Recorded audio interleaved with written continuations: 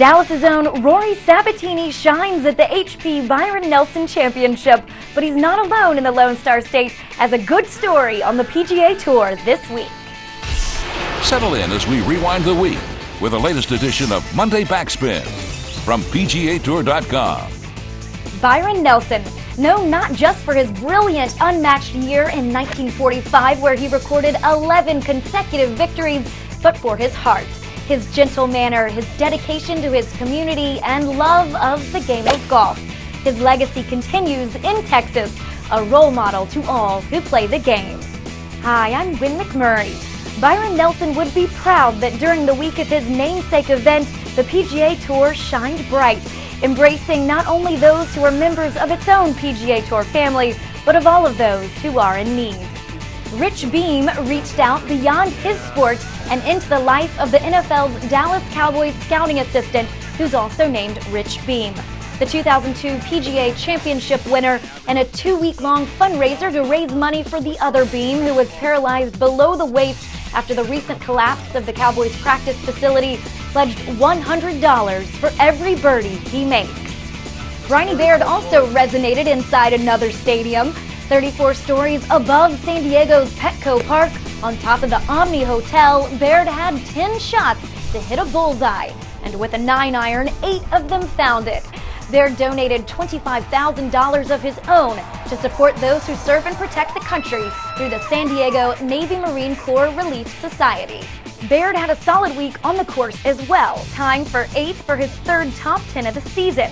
Strong play also continued this week for John Mallinger and Brian Davis.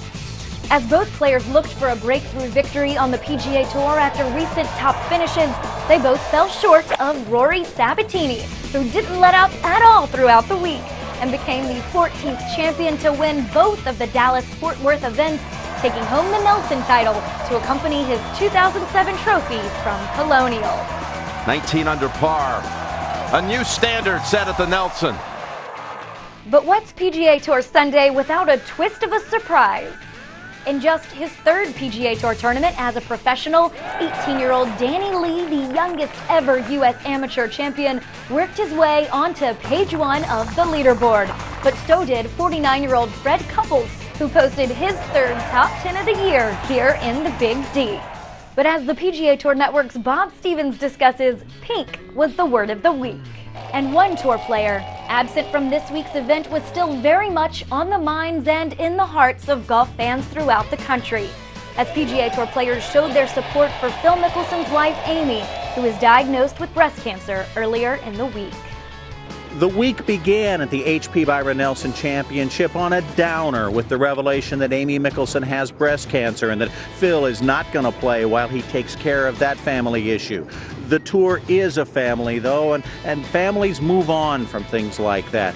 Rory and AB Sabatini started wearing pink ribbons, and a lot of the players joined them, and that's going to continue next week at Colonial, when on Saturday they're going to have an entire day where everybody is being asked to wear pink in support of breast cancer awareness.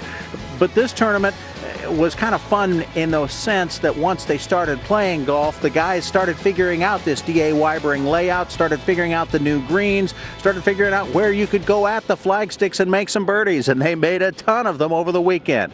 The tournament had a great finish. The Byron Nelson is famous for fabulous finishes, and now we go on to Colonial in Fort Worth, knowing that Byron would be awfully proud of how his guys played this week.